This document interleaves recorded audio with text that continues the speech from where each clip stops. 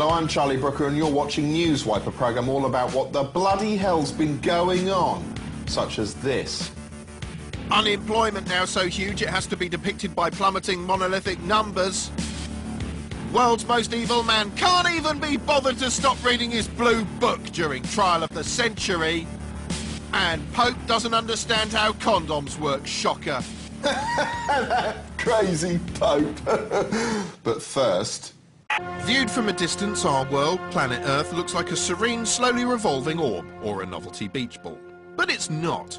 It's actually a complex and bewildering hive of activity filled with people and objects and resources and institutions and belief systems and sugar babes and field mice and godless buses and Lord knows what. It's chaos, essentially, and we're all stuck right down here in the middle of it. And who amongst us truly understands what's really going on?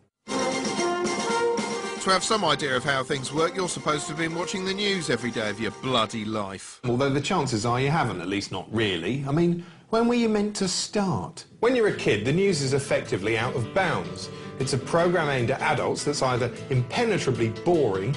The economy minister for the economy today said interest rates were discombobulating the trade union. Or outright terrifying.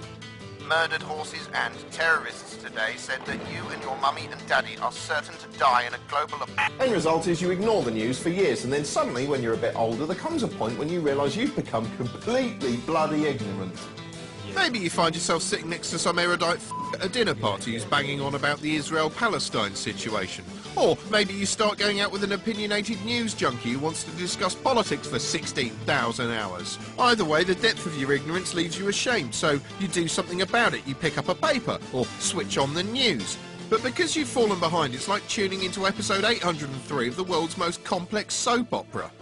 And at the same time, the news itself is becoming less of an easily digestible summary of events and more of a grotesque entertainment reality show with heavy emphasis on emotion and sensation and a swaggering, comically theatrical sense of its own importance. The world has changed, and we must change with it. Politicians and newsmakers know this, which is why everything's geared more and more towards sound bites and razzle-dazzle. The soap opera analogy is a fitting one because that's what the news has become. It's showbiz, basically, and as a consequence, the news has become just another rolling TV show whose meaning is lost somewhere among all the babble. Sometimes it's happy, sometimes it's sad, but somehow it isn't real. Well, this show's going to put an end to all of that forever, or at least 29 minutes. The aim is to provide a fun, snarky weekly digest that'll help keep you, and hopefully me, on top of the news soap opera. And it starts now. Oh, it seems like only yesterday we were all loaded, but now not a day goes by without us being bombarded by bad news about the economy, with the recent grim unemployment figures being the icing on the cake.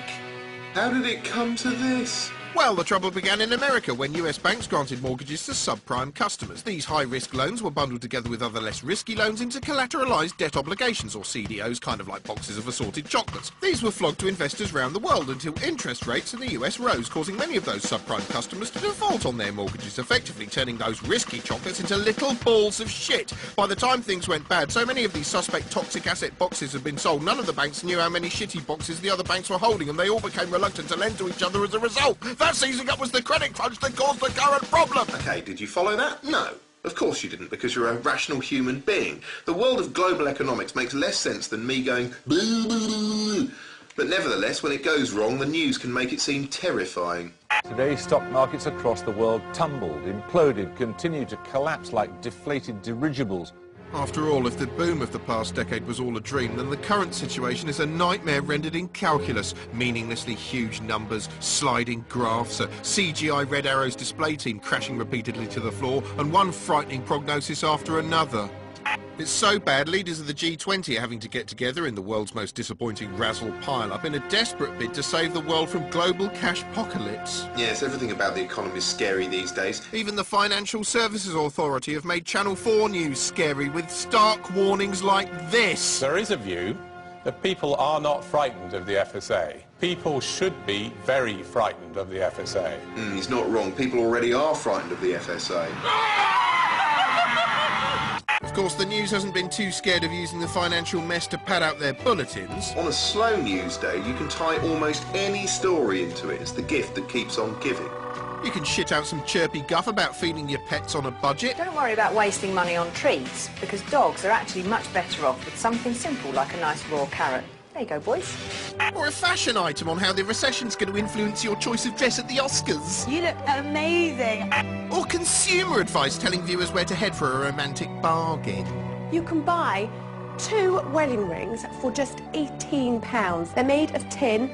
Or a human interest report on a jobless hunk reduced to selling himself on the streets. He's advertising his services during morning rush hour in Manchester. Trying to find myself a job.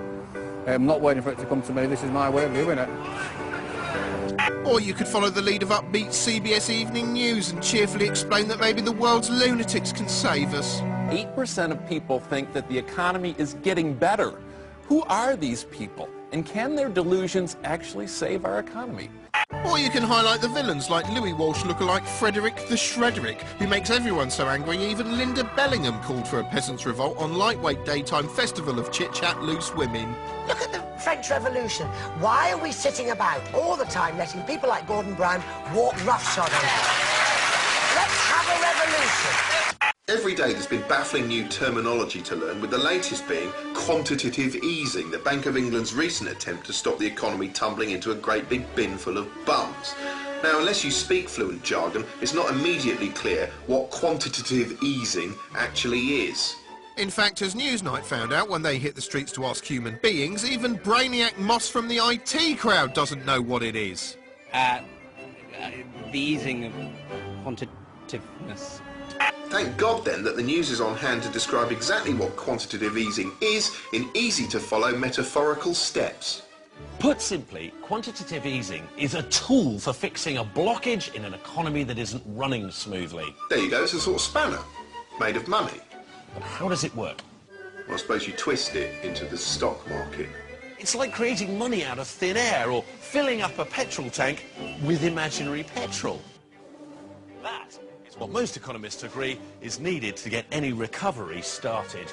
Oh, God, he isn't making any sense. What I need is someone who can't help but speak in profoundly simple terms.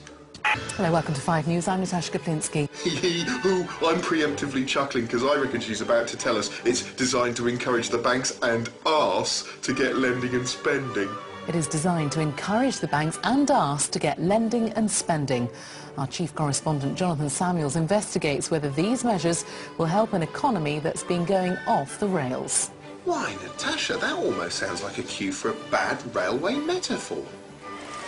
The economy at the moment seems to be like a runaway train. Great, all right, let's see you run with this one. The government's been pulling lots of levers behind the scenes to try and slow down the economic crisis, but it's got to such a stage now that they're trying a different track. Just tell me how it works. It's called quantitative easing. The idea is to pump more money into the economy and get banks lending again. Toot toot, the economy's made of trains. We once had a model economy. The government hopes the latest measures will mean we soon see light at the end of the tunnel. Thing is, baffling though all these visual metaphors are, they're not a patch on quantitative easing itself, which essentially consists of one branch of government using dreamed-up money to buy chunks of debt from another branch of itself. But will it work? Well, here's what Mervyn King, Governor of the Bank of England, had to say on Dynamic 5 News. Nothing in life is ever certain. Changing interest rates is not certain. These measures we think will work in the long run. I can't be sure how long it will take. Much of this will depend on what's happening in the rest of the world. In other words, I don't know. And that's the problem with the economy in a nutshell. It's a big bunch of unknowns. Nobody knew we were going to get into this mess. Nobody knows how bad it will get. Nobody knows how we'll get out of it. Nobody knows anything.